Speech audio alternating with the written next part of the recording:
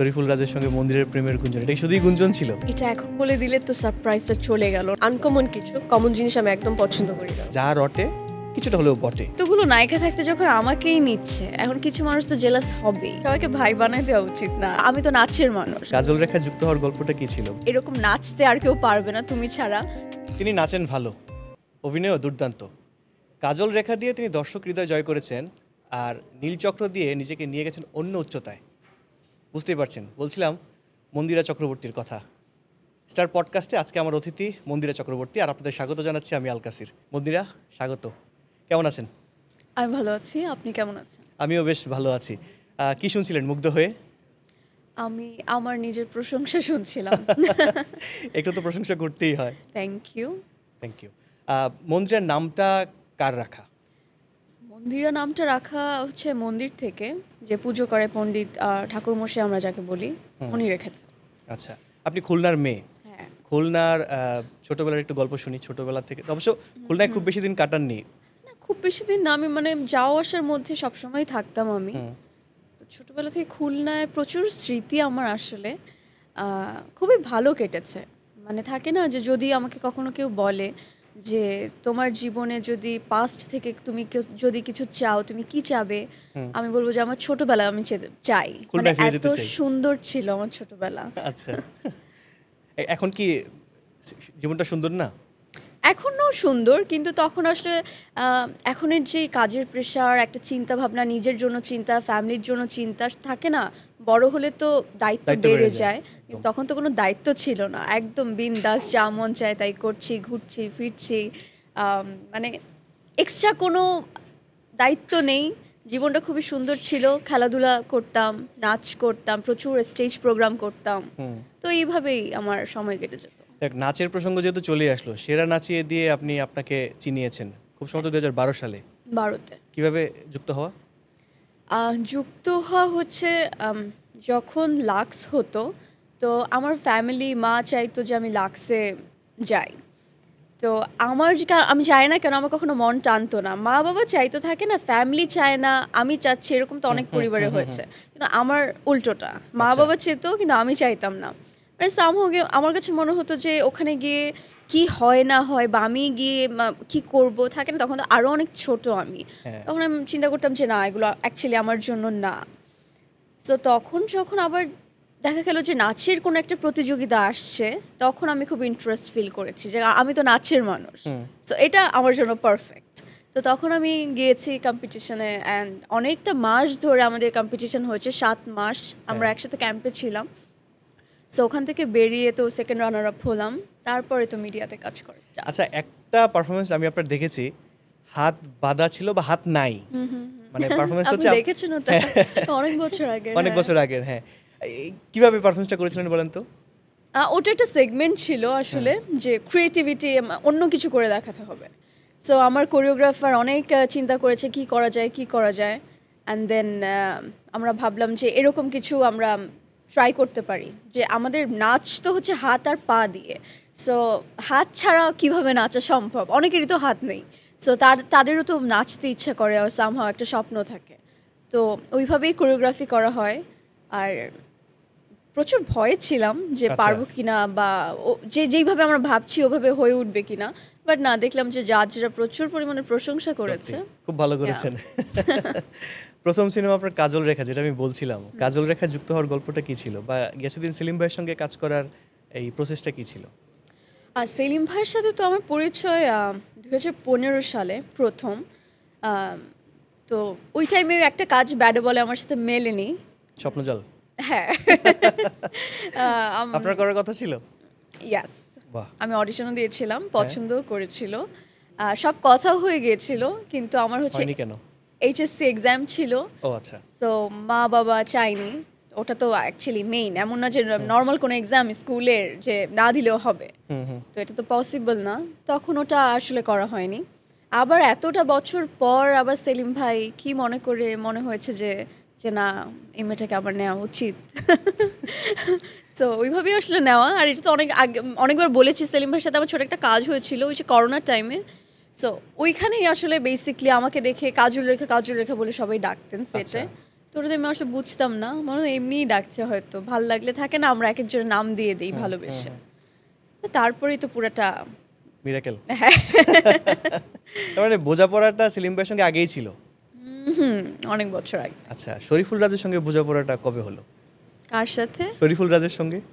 মানে কেমন বোঝাপড়া? শরীফুল রাজের সঙ্গে মানে একসঙ্গে কাজ করেছেন, সেই কাজে ভালো প্রশংসা পেয়েছে, তো একটা বোঝাপড়া না থাকলে তো কাজটা ভালো হয় না। অ্যাকচুয়ালি আমাদের কাজল রেখার পর তো এখনো অবধি কোনো কাজ হয়নি। সো কাজল রেখার টাইমটা 2022 সালে। কি বলবো আমি? ও তার সাথে আমার বোঝাপড়া অ্যাকচুয়ালি কিছু নেই। অ্যাজ এ কো অ্যাক্টর হিসাবে যতটুকু হেল্প করা উচিত এবং কাজটা সুন্দরভাবে যেভাবে করা উচিত আমিও আমার সাইড থেকে চেষ্টা করেছি, সেও তার সাইড থেকে চেষ্টা করেছে এবং তার অনেকটা পরে এসে আমাদের একটা সুসম্পর্ক ক্রিয়েট হয়েছে যেটাকে বন্ধুত্ব বলে। আচ্ছা, সুসম্পর্ক। হ্যাঁ, কারণ ওটা আগে ছিল না, যখন আমরা শুটিং করেছিলাম ওই সময় ছিল না, ওই সময় just a co actor and that's all. তো তারপরে যখন প্রচারণার কাজে আমরা একসাথে মানে একসাথে শুরু করি কাজ, তো তখন থেকে একটা গুড বন্ডিং স্টার্ট হয়েছে। তাহলে কাজল রেখার শুটিংয়ের সময় বা শুটিংয়ের পরপর যে একটা গুঞ্জন উঠেছিল শরীফুল রাজের সঙ্গে মন্দিরের প্রেমের গুঞ্জন, এটা কি শুধুই গুঞ্জন ছিল? হ্যাঁ, অবশ্যই এটা গুঞ্জনই ছিল। আচ্ছা, সেটে কে দেরি করে আসতো, আপনি না শরীফুল রাজ? সেটে সবার আগে আমি যেতাম, আর আমি যখন যেতাম তখন সূর্য উঠতো না। আমার যাওয়ার 1 থেকে 1.5 ঘন্টা পর সবাই আস্তে আস্তে আস্তে যাওয়া শুরু করতো। কারণ কাজল রেখার আমার যাওয়ার কারণ হচ্ছে যে আমার চুল তো কোমরের নিচ অব্দি ছিল, তো প্রত্যেকটা এক্সটেনশন লাগানো হতো 6-7টা, মানে অনেক ভারী দেখানো হয়েছিল এবং কার্লি দেখানো। তো ওটা সেট আপ করতেই 1.5 ঘন্টা, মানে ম্যাক্সিমাম মিনিমাম 1.5 ঘন্টা লেগে যেত, কারণ ওখানে তো মেকআপ ওরকম কিছুই ছিল না, just little bit kajal and all. তো চুলেই যে টাইমটা চলে যেত এর জন্য সবার আগে আমার গিয়ে পৌঁছতে হতো। আচ্ছা, আর কাজল রেখার পর হচ্ছে নীলচক্র। নীলচক্রের গল্পটা শুনি, মিঠু ভাইয়ের সঙ্গে কাজ এবং আরিফিন শুভর সঙ্গেও প্রথম কাজ। নীলচক্র কাজটা আমার কাছে, যখন আমার কাছে গল্পটা আসে আসলে আমি গল্প শুনে আমার প্রচুর পরিমাণে ভালো লেগেছিল, কারণ আমি তো নৃত্যশিল্পী, তো আমার কাছে মনে হয়েছে যে এটা আমি দারুণভাবে এই কাজটা করতে পারবো বেসিকলি।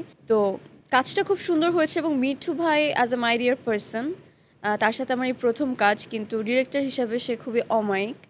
আর আমার যে কো অ্যাক্টর ছিলেন শুভ ভাইয়া, প্রচুর পরিমাণে একজন হেল্পফুল পারসন, মানে আমাকে প্রচুর হেল্প করেছে।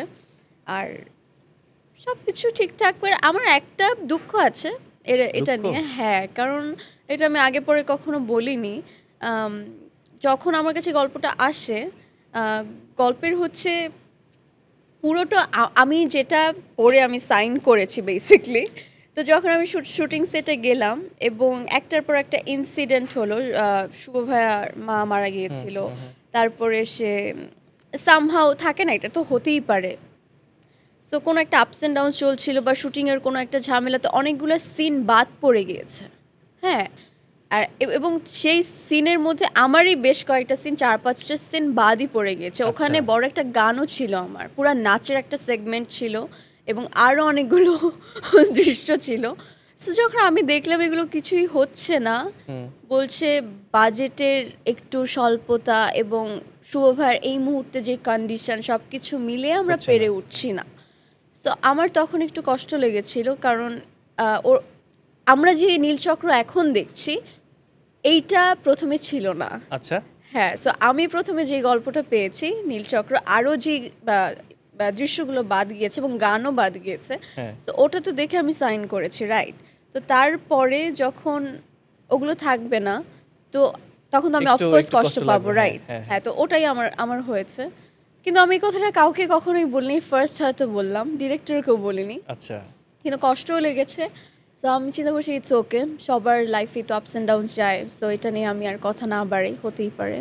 মিঠু ভাই যদি এই শোটা দেখেন, আমি তাকে অনুরোধ করবো পরবর্তী সিনেমায় মন্দিরার এই আফসোসটা মোচন করে দিবেন। উনি আমাকে অলরেডি বলেছে, উনি আমাকে এই জন্যই, আমি ওনাকে আর কিছু বলিনি, বলেছে আমি একটা সিনেমা করতে চাই মন্দিরা, আর আমাদের যে গানটা বাদ পড়েছে ওই গানটা এত সুন্দর করে উনি মানে বানিয়েছে, মানে যারা গান গেয়েছেন অল্প ক্লাসিক্যাল বেস, তো বলেছে যে আমি এটা পরের সিনেমাতে আমি এটা তোমাকে দিয়েই করতে চাই, কারণ এরকম নাচতে আর কেউ পারবে না তুমি ছাড়া, পুরা তো আমি তোমাকে নিয়ে কাজটা করতে চাই। তো এই জন্য আমি তাকে থাকে না যে ওকে ঠিক আছে এবারের মতো মাফ করে দিলাম। আচ্ছা মন্দিরা, নাচ শেখার গল্পটা কি? নাচটা কিভাবে বা কোন বয়স থেকে শেখা শুরু হয়েছিল? 3.5 বছর বয়স। 3.5 বছর বয়স থেকে? তখন তার আগে তো মনে হয় ঢাকায় চলে এসছো। না, খুলনা ছিলাম। ঢাকায় এসেছি 2006 সালে আমি। আচ্ছা, নাচটা বেসিকলি হচ্ছে আমার মা নাচ করতেন, মামা নাচ করতেন, আমার দিদা নাচ করতেন, সংস্কৃতির ভিতরেই তারা ছিলেন, গানও করতেন অনেকে, আমার মা খালা সবাই। তো যখন আমি হলাম তারপরে আমার মার প্রচুর পরিমাণে মেয়ে মানে একটু বড় হলেই মানে একটু নাচতে পারলেই হলো স্কুলে দিয়ে দিতে হবে। তো আমার বেলাও তাই হয়েছে।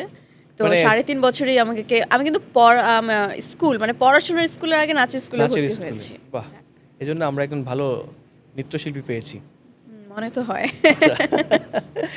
আচ্ছা, বলছিলেন যে শরীফুল রাজের সঙ্গে বন্ধুত্বপূর্ণ সম্পর্ক, আরিফিন শুভর সঙ্গে সম্পর্কটা কেমন? খুবই ভালো। এতক্ষণ ভেবে বলতে হলো? হ্যাঁ, মানে সে খুবই sober and good hearted person. তার সাথে আমার বন্ধুত্ব আছে সেটা বলবো না, সবার সাথে আর বন্ধুত্ব হয়ে ওঠে না, বাট আমার কলিগ হিসেবে সে অনেক ভালো। বন্ধুর মতো বড় ভাই? বড় ভাই কেন বলবো, বড় ভাই বলা উচিত না, সবাইকে ভাই বানাই দেওয়া উচিত না। আচ্ছা, তাই? কোন গল্প আছে নাকি? না, কোনো গল্প নেই। ওকে, সবাইকে ভাই বানানো উচিত না কেন? সবাইকে ভাই বানানো, নায়ক হিসেবে কাজ করছে আমার, তাকে ভাই বানাই কিভাবে? আচ্ছা, ভাই হলে তো এখন রোমান্টিক সিনে বলবো না না ভাইয়ের সাথে রোমান্টিক সিন করা যাবে না। ওকে, তাহলে নতুন একটা কাজ হচ্ছে শরীফুল রাজের সঙ্গে, তাই নাকি? তাহলে কি বললো আমি জানি না তো। কার সঙ্গে হচ্ছে আমি জানি না। আচ্ছা, নতুন কাজটা নিয়ে জানি। নতুন কাজ আসলে আমার নীলচক্র বেরোনোর পর টোটাল 7টা থেকে 8টা সিনেমার অফার এসেছে আমার। এখন আমি আসলে খুবই চিন্তিত যে আমি কোনটা রেখে কোনটা করব না, মানে সব গল্প তো আর পছন্দ হয়নি, তার মধ্যে 3-4টা ভালো লেগেছে। এখন ডিরেক্টর ম্যাটার করে, production house and co actor, অনেক কিছু ম্যাটার করে আসলে। মানে স্টোরি ভালো লাগছে তো অন্য কিছু আমার সাথে মানে ব্যাডে বলে মিলছে না সামহাও, আবার অন্যদিকে সব কিছু ঠিক আছে, মানে এরকম হচ্ছে। তো দুটো আমার লক হয়েছে, যেটা শুটিং খুব শীঘ্রই শুরু হবে, একটা এবছর আর একটা নেক্সট ইয়ারের আই থিঙ্ক ফেব্রুয়ারির পর এরকম। তাহলে কোনটায় শরীফুল রাজ থাকছে আর কোনটায় আরিফিন শুভ থাকছে? এটা এখন বলে দিলে তো সারপ্রাইজটা চলে গেল না। আর এখন যদি আমি বলে দিই আমাকে ডিরেক্টর ফোন দিয়ে বলবে যে আমরা কিছু জানানোর আগে বলে দিলে। আচ্ছা, এমন কথাও শোনা যাচ্ছে যে মন্দিরা প্রয়োজনে আসছে, নাকি অলরেডি চলে এসেছেন? আমি না, কেন? বিভিন্ন জায়গা থেকে শোনা যায় তাড়াতাড়ি আরো পরে। হ্যাঁ, আরো পরে 10-12টা সিনেমা করে নিই, তারপর আচ্ছা, আমরা করবো তো অবশ্যই, এটা তো প্ল্যান আছে। 10-12টা সিনেমা কি এই দুজন হিরোকে নিয়ে হবে নাকি অন্য কোনো হিরো, দেশের বাইরের হিরো? এই দুজনকে নিয়েই কেন? বারবার করে শোনা যাচ্ছে যে এই দুজনকে নিয়েই নাকি মন্দিরা ভাবছে বা মন্দিরের সঙ্গে পরিচালকরা ভাবছেন। না, ব্যাপারটা একদমই এরকম না। আমি আসলে সবার সাথে কাজ করতে চাই, উচিত অবশ্যই। তো আমি চাই যে আমার যাদের সাথে এখনো অবধি কাজ হয়নি আমি তাদের সাথে কাজ করতে আরো বেশি ইন্টারেস্ট ফিল করছি এই মুহূর্তে। আচ্ছা, তাহলে মন্দিরের কাছ থেকে তো এখন এই মুহূর্তে আমরা নাচ দেখতে পারবো না, একটা গান শুনি। আমার এই গলায় গান শুনলে আপনি বসে থাকতে পারবেন কিনা বা দর্শক দেখতে পারবে কিনা আমি জানি না, কারণ আমি গানের মানুষ না, নাচের মানুষ। এক্স্যাক্টলি। তারপর গুনগুন করে তো গাওয়া হয় না, প্লিজ ক্ষমা সুন্দর দৃষ্টিতে দেখবেন আমাকে। প্রিয় গান কোনটা? কোন গানটা প্রায় গুনগুন করে গান? এরকম অনেক গান আছে, স্পেসিফিক ভাবে বলতে পারবো না, বাট আমি গান প্রচুর শুনি বলতে পাগলের মতো শুনি। আর আমার কাছে মনে হয় গান না শুনলে আমি সামহাও একটু মানে আমার খুব মন খারাপ হয়ে যাচ্ছে, আমি খুব একাকিত্ব ফিল করছি, এরকম আমার কাছে সামহাও মনে হয়। তো আমি সব ধরনের গান শুনি, এটা সিচুয়েশনের উপর ডিপেন্ড করে অ্যাকচুয়ালি। হ্যাঁ, এখন আমি স্যাড, ওকে আমি স্যাড সং শুনছি, বা সামহাও আমার মনে হচ্ছে এখন ওয়েদারটা অনেক ভালো, এখন আমার রবীন্দ্রসঙ্গীত শোনা উচিত, বৃষ্টি পড়ছে, তো আমি কোনো একটা রবীন্দ্রসঙ্গীত শুনি। বাহ। তো এটা অ্যাকচুয়ালি ডিপেন্ড করে। আচ্ছা, 5 আগস্টের পরে মন্দিরার জীবনে কি কোনো পরিবর্তন এসছে? দেশের পরিবর্তন এসেছে, আমার তা তো কিসের অবশ্যই। পরিবর্তন আসবে?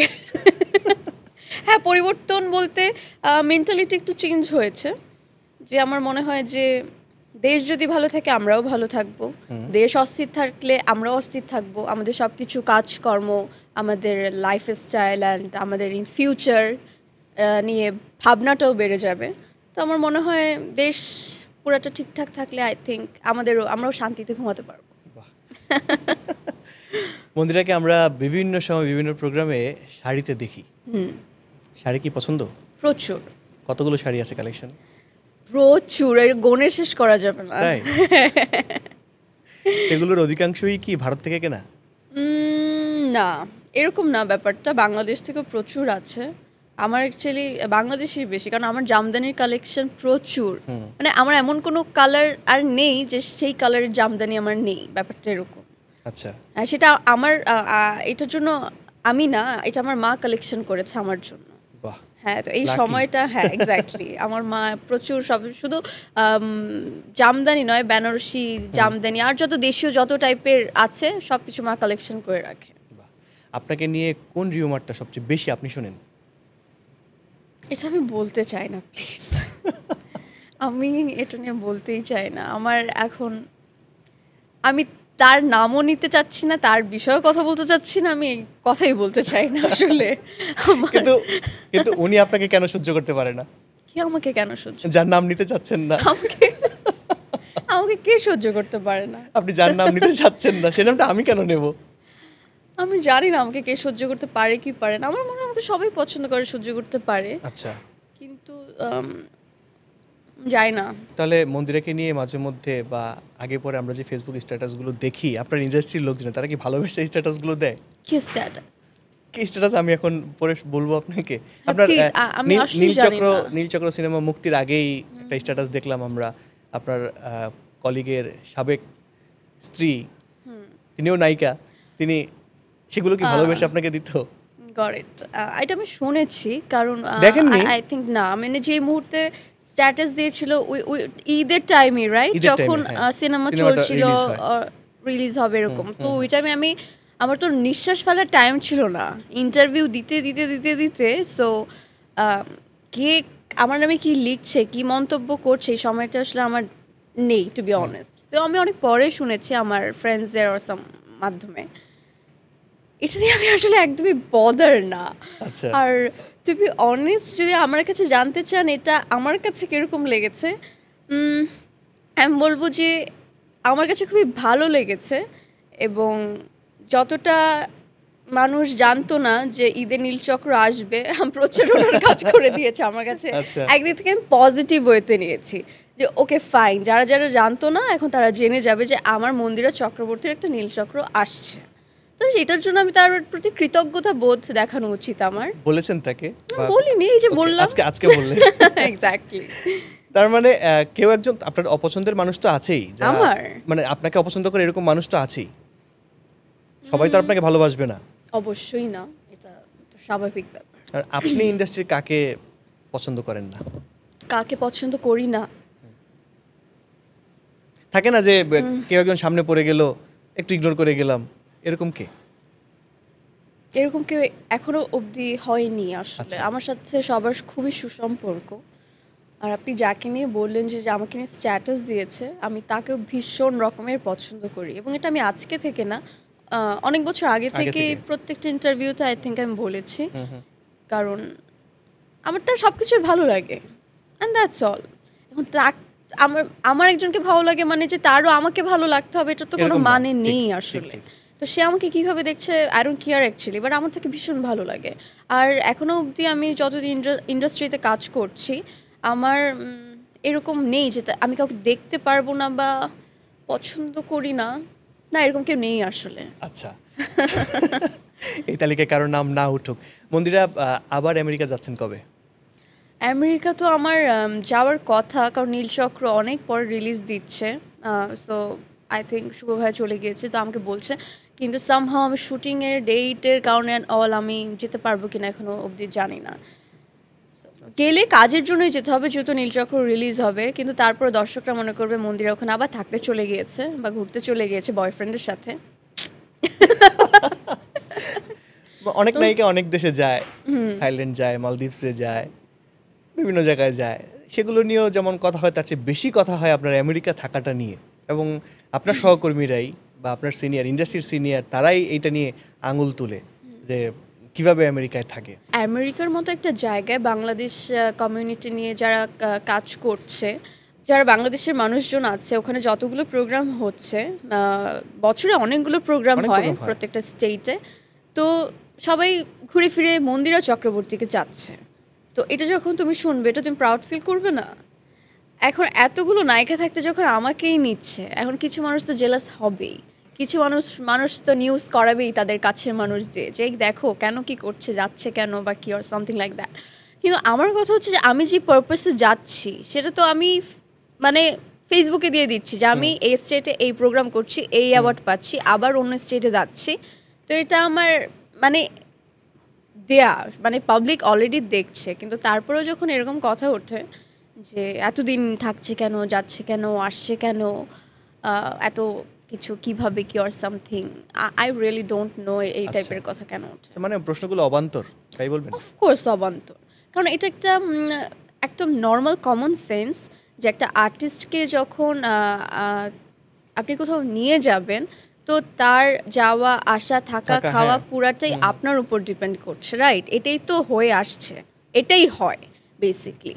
তো এখন কেউ যদি ভাবে ও গড মন্দিরা বিজনেস ক্লাসে গিয়েছে মানে ওর কত টাকা, ব্যাপারটা আমার টাকা এটা পরের কথা, আমাকে যে নিয়ে যাচ্ছে তারা তাদের টাকা দিয়ে আমাকে নিয়ে যাচ্ছে, এটা আমি আমার টাকা খরচ করছি না। একদম। It's a normal common sense, আর এটা যাদের নেই তাদের প্রতি আমার ছোট একটা দুঃখ প্রকাশ করা ছাড়া আবারও কিছু দুঃখ। নেই। তাদেরকে সুবুদ্ধি দিক, এটাই দোয়া করবো আমি। আচ্ছা, মন্দিরা এখন পর্যন্ত কয়টা প্রেম করেছেন? গুনতে হবে, ভাবছেন? দুটো। মাত্র? Yeah, মাত্র? আচ্ছা, এখন কি অবস্থা? ভালো অবস্থা, আমি Single? খুব ভালো আছি। আমি জানি না, বলতে পারছি না। হঠাৎ করেই মানে 5 আগস্টের পরপরই হঠাৎ করে চাউর হলো যে এক প্রভাবশালী ব্যক্তির সঙ্গে আপনার সম্পর্ক ছিল। তাই নাকি? কে এসে কোথায় থাকে? আমি জানি না, আপনি ভালো জানবেন। আচ্ছা আচ্ছা, তারপর কি সেটা মানে? আমি তো জানি না স্টোরি, তুমি বলছো, তুমি আমাকে বলবে, তাহলে আমি শুনলে, আমি যদি কানেক্ট করতে পারি সামহাও, তাহলে আমি বলতে পারবো যে ও হ্যাঁ হ্যাঁ হ্যাঁ, ও না না না, আচ্ছা। Like that. কোন বয়ফ্রেন্ডের কথা বা কোন প্রেমের সম্পর্কটা আপনি খুব ইজিলি কানেক্ট করতে পারেন? কি? কোন প্রেমের সম্পর্কটা ইজিলি কানেক্ট করতে পারেন? কত বছর বয়সে সেটা ছিল? আমি যখন ক্লাস 10-এ পড়ি বা এসএসসি দেব, তখন আমার প্রথম জীবনে যে এসেছিলেন। পাশের বাড়ির দাদাটা? পাশের বাড়ি দাদা ছিলেন না, লং ডিস্টেন্স রিলেশনশিপ ছিল আমার, সে ইউএসএতে থাকতেন। ও আচ্ছা। তো এই তো। এখন কি আবার দর্শক ভাববে যে তার টানেই বারবার ইউএসএ যাওয়া হয়? না না না না, এত বছর না, সেই কবে চলে গেছে। আচ্ছা, তাহলে এখন মন্দিরার জীবনটা কিভাবে এনজয় করছে? আমি খুব দারুণভাবে এনজয় করছি। আমি আসলে খুব ফ্যামিলি নিয়ে থাকতে পছন্দ করি। মা বাবা ভাই বোন, আমার বাড়িতে গেলে দেখতে পারবে যে আমার প্রচুর পরিমাণে মানুষ। আমার বড় 2 ভাই আছে, ভাবি আছে, বাচ্চা আছে, মা বাবা আছে, আমার মামাও থাকে আমাদের সাথে। সো অনেকগুলো মানুষ আমরা একসাথে থাকি, আর সবসময় মনে হয় যে কিছু না কিছু একটা হইচই লেগেই আছে। আবার আমি মানে কেউ যখন চলে যায়, তখন ফিল করতে পারি যে না, বাড়িটা শান্ত কেন, মানে এরকম খুব রেয়ার যে বাসা শান্ত, আর যখনই হয় তখন এটা আমার ভালো লাগে না। মানে আমার মানুষজন খুবই পছন্দ করি আমি। আর কাজকর্ম তো চলছে, প্রচুর পরিমাণে কাজ নিয়েও বিজি থাকি, শ্যুট নিয়ে বিজি থাকি নানান ধরনের। তো এইভাবেই আসলে চলে যাচ্ছে। আবার একদমই যখন কাজ থাকে না, আমি প্রচুর আড্ডা দিতে পছন্দ করি আমার কাছের মানুষদের সাথে, বন্ধুদের সাথে। সো এইভাবেই আমার সময় চলে যায়। বাহ! মন্দিরাকে নিয়ে গুগলে অনেক সার্চ হয়। আসলেই? কখনোই নিজের নামটা সার্চ করেছেন গুগলে? না। কি করলেন তাহলে? করা উচিত না? আমি সার্চ করেছি ওকে। এবং তার মধ্যে কিছু বিষয় আমি পেয়েছি মানে যেগুলো মোস্ট বেশি সার্চ করেছে মানুষ। মন্দিরা চক্রবর্তীর বয়স। নায়িকাদের বয়স বলতে হয় না, এরকম কোনো ট্যাবু আছে আপনার? 16 কি 17, মা তো বলে আরো কম। সবসময়? হ্যাঁ, সেটাই। সবসময়। মন্দিরা চক্রবর্তীর উচ্চতা? 5'1". 5'1". ইয়া, ওকে। ছোট একটা মানুষ আমি। তারপর আছে যে মন্দিরা চক্রবর্তীর পরিবার, বলেই দিলেন বাবা পরিবার, মা। হ্যাঁ, ইয়া। ইন্টারেস্টিং প্রশ্ন বা সার্চ, মন্দিরা চক্রবর্তী কি বিবাহিত? ওয়াও, এটা আবার সার্চ করতে হয় তো জানিস? সবচেয়ে বেশি সার্চ করেছে মানুষজন গুগলে এটা। আসলে হ্যাঁ, এই যে। একদম না, এটা একদম ভুল ধারণা। বিয়ে করলে সবাই জানতে পারবে। ওকে, আমরা এবার একটু অনেক কঠিন কঠিন প্রশ্ন করে ফেলছি কি? আচ্ছা, দুটো ছিল। আপনার জীবন যদি একটা সিনেমা হয়, সেটার নাম কি দেবেন? এটা তো খুব কঠিন প্রশ্ন এই মুহূর্তে। ওকে, ভাবেন। 10 বলতেই সেকেন্ড সময় হবে। দিলাম। আয় হায়, আমার সিনেমা হলে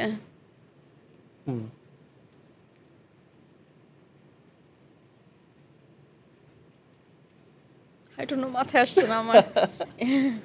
আচ্ছা, ঠিক আছে, যদি কখনো মনে আসে জানিয়ে দিবেন। হ্যাঁ, কারণ এটা অনেক কঠিন প্রশ্ন, মানে হুট করে যে কোনো একটা তো বলতে সম্ভব না, যদি আমাকে নিয়ে সিনেমা হবে। So, হবে তো সিনেমা জীবন নিয়ে, অবশ্যই হবে। অবশ্যই।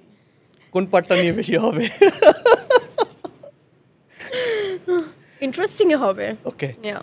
ওকে, কেউ যদি এই শোটা দেখেন এবং কোনো রাইটার যদি গল্প লিখতে চান, মন্দিরের সঙ্গে যোগাযোগ করবেন। শুটিং সেটে সবচেয়ে বিব্রতকর একটা ঘটনার কথা শুনতে চাই। শুটিং সেটে বিব্রতকর ঘটনা? এমন কোনো ঘটনা আছে যে ঘটনাটা আপনাকে বেশি বিব্রত করেছিল, মনে হয়েছিল যে কাজটা করবো না, ছেড়ে চলে আসবো? নাই? না। ওয়াও। আচ্ছা, নাচ শিখতে গিয়ে তো মানে স্টেপ ভুলে যাওয়াটা একটা কমন ব্যাপার, কিন্তু এরকম কি হয়েছে যে স্টেপ ভুলে গিয়ে নাচ কন্টিনিউ করে গেছেন? প্রচুর হয়েছে। তাই?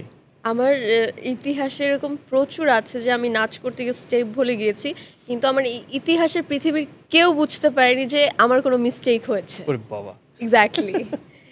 এবং আমার ছোটবেলায় যখন আমি নাচ শিখতাম, যে কোরিওগ্রাফার ছিল সেও আমাকে, আমি যখন স্টেজ থেকে নামতাম বলতো কি, এভাবে তুমি কিভাবে পারো? মানে মানুষ কেউ, আমিও বুঝতে পারিনি, মানুষ তো দূরে থাক, মানে যে আমাকে ওই গানটা নাচ শিখিয়েছে শিখিয়েছেন, আচ্ছা। উনিও হুট করে বুঝতে পারতো না যে একটা স্টেপ বা দুটো স্টেপ ভুল হয়েছে বা মিস্টেক করেছি, আমি ওটা আমার মতো করে নিতাম। ওকে, মন্দিরের ডাকনাম কি? পূজা। এটা কে ডাকে এই নামে? এটা আমার বাসার সবাই ডাকে আমাকে। আর আপনার বিশেষ মানুষ যারা, তারা কি নামে ডাকে? বা বিশেষ মানুষ যিনি কি নামে ডাকে? মন্দিরা বলেই ডাকে। আচ্ছা, আপনার ফোনের ওয়ালপেপারে কি এখন আপনার ছবি না অন্য কারো ছবি? আমার ছবি। তাই? চেঞ্জ করেন নাই?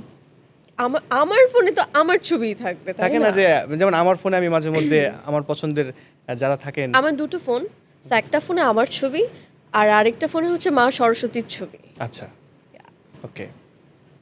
আচ্ছা, আপনার ফ্যানরা যদি আপনার একটা ডাকনাম দেয়, কি হতে পারে? কি সাজেস্ট করবেন?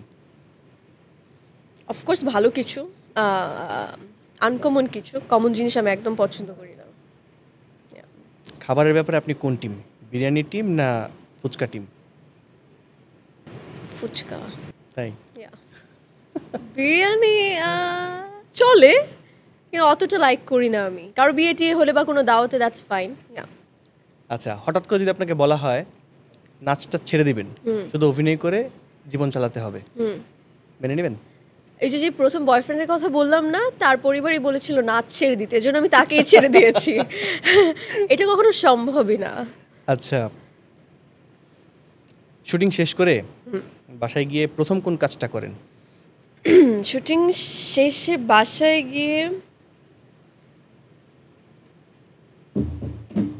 গিয়ে সর্বপ্রথম আমি আমার মেকআপ তুলেন? মেকআপ উঠাই। হ্যাঁ, তারপর ফোন ঘাটাঘাটি? না, ওটা মানে যখনই আমাকে একটু ব্রেক দেয় তখনই তো ফোন দেখি, বা যখন বাসায় আসার সময় গাড়িতেই তো দেখতে থাকি, সেটা চলতে থাকে। আমি অনেক ফোন অ্যাডিক্টেড। হ্যাঁ, এটাই আমি বলছিলাম যে আপনি ফোন অ্যাডিক্টেড এবং সামাজিক যোগাযোগ মাধ্যমে বেশ অ্যাক্টিভ। আপনার বিভিন্ন মুহূর্তের ছবি আসে, কিন্তু নিন্দুকেরা বলে, এটা আমার কথা না, নিন্দুকেরা বলে যে আপনি এমন এমন দেশে যান যে ছবিগুলো ফেসবুকে প্রকাশ করেন না। না, এরকম কখনোই হয়নি। তাই? হ্যাঁ, এরকম হয়েছে যে এরকম প্রচুর ছবি আছে যেগুলো আমি আপলোড দিতে পারিনি। আচ্ছা, মানে সিচুয়েশনের উপর ডিপেন্ড করে, দেশের পরিস্থিতির উপর ডিপেন্ড করে দেওয়া উচিত হবে নাকি, সব কিছু ভেবে চিনতে। এমন অনেক ভালো ভালো জায়গায় গিয়েছি, ভালো ভালো সুন্দর ছবি আছে যেগুলো আমি পোস্ট করিনি। কেন কেন সেগুলো করেন নাই বা করবেন না কেন? থাকে না যে অনেক অনেক রকম কথা বলে যে না এই মুহূর্তে করো না আর সামথিং, কে কিভাবে নেবে বিষয়টা। বেসিকলি হয় কি যারা আমাকে অনেক বছর ধরে ফলো করছে বা যখন আমি ইন্ডাস্ট্রিতে চলচ্চিত্রের মাধ্যমে এসেছি, যারা আমাকে দেখে প্রতিনিয়ত, আমি আসলে এটাকে কিভাবে বলবো, যেমন স্ট্রেট ফরওয়ার্ড কথা বলতে পছন্দ করি আমি আসলে। কাপড় চোপড় বিষয়টা থাকে না যে আমি আমার যেটা ভালো লাগে, আমাকে পরলে যেটা ভালো লাগে আমি সেটাই পরি। আমি অত রেখে ঢেকে ইউনো ওভাবে আমি কখনো চলি না। মানে আমার যখন যেটা স্বাচ্ছন্দ্য বোধ বলে মনে হয় আমি সেটাই পরি। সেটা যদি এখন একটা শর্ট স্কার্ট হয়, আই ডোন্ট মাইন্ড, কিন্তু আমার অলওয়েজ এটা মাথায় থাকে যে এটা আমি কোথায় পরছি, কোন প্লেসে পড়ছি, কোন মানুষের সামনে পড়ছি, কারণ জায়গা বুঝে তো আমাদের পোশাকটা অবশ্যই পড়তে হবে, রাইট? সো আমি তো থাকে না যে আমি নানান ধরনের ড্রেস পরি, নানান ধরনের ছবি আছে আমার। সো সব কিছু তো সবসময় সোশ্যাল মিডিয়াতে দেওয়া পসিবল না। এক্স্যাক্টলি। যারা ভালো কাজ করে তাদেরকেই পেছনে মানুষ কথা বলে, একটা প্রচলিত আছে। আবার আরেকটা প্রচলিত আছে, যা রটে কিছুটা হলেও বটে। মন্দিরা কি বিশ্বাস করে এটা? হ্যাঁ, অবশ্যই বিশ্বাস করি। আচ্ছা, যারা পেছনে কথা বলে তাদের উদ্দেশ্যে কি বলবেন? যারা পিছনে কথা বলছে তারা এইভাবে পিছনে কথা বলতেই থাকুক, আমার খুব ভালো লাগবে। আর যদি বলেন কেন ভালো লাগবে, আমাকে নিয়ে চর্চা হচ্ছে, এটাই আমার কাছে ভালো লাগছে যে তাদের জীবনে এতটা সময় আমাকে নিয়ে গসিপ করার মতো, ইন এ গুড ওয়ে আর in a bad way, I don't mind. তুমি যে করছো দ্যাটস ফাইন, করো। Thank you Mandira. কথা বলতে বলতে অনেক বিষয় আজকে কথা বললাম, আরও কিছু বিষয় তুলে রাখলাম অন্য আরেকদিন, একদিনে তো সব Please, শেষ thank করা যাবে you. না। আমাদের দর্শকের জন্য বা আপনার দর্শকের জন্য যদি কিছু বলার থাকে বা নতুন কোনো সুখবর যদি দেওয়ার থাকে। আমার নতুন সুখবর হচ্ছে আমার সামনে আরও চলচ্চিত্র আসছে। কবে রিলিজ হবে আমি জানি না, বাট বেশ কয়েকটা কাজ আসছে, আমাকে আবারও আপনারা বড় পর্দায় দেখতে পারবেন। আর আমার জন্য প্রচুর প্রচুর দোয়া করবেন যেন আমি আরও ভালো কাজ আপনাদের সামনে তুলে ধরতে পারি, আনতে পারি। আর আপনাদের প্রতি আমি চিরকৃতজ্ঞ আমাকে এত ভালোবাসার জন্য। স্টিল আপনারা আমাকে যে পরিমাণে সম্মান দেন এবং ভালোবাসেন, এটা আমার কী বলবো, আমি চিরকৃতজ্ঞ। আর এই অনুষ্ঠানের আমার ভীষণ পরিমাণে ভালো লাগলো। আমার নিজের প্রোগ্রাম, মানে সব একদম। মানুষেরই নিজের। সো আমি খুবই এনজয় করেছি, গল্প করে, আড্ডা দিয়ে ভালো লেগেছে। খুব শীঘ্রই আবার থ্যাংক দেখা ইউ হবে। আমাকে ইনভাইট করার জন্য। Welcome welcome. খুব শীঘ্রই আবার দেখা হবে এবং কষ্ট করে আসার জন্য থ্যাংক ইউ। একদম কষ্ট হয়নি, ওয়েলকাম।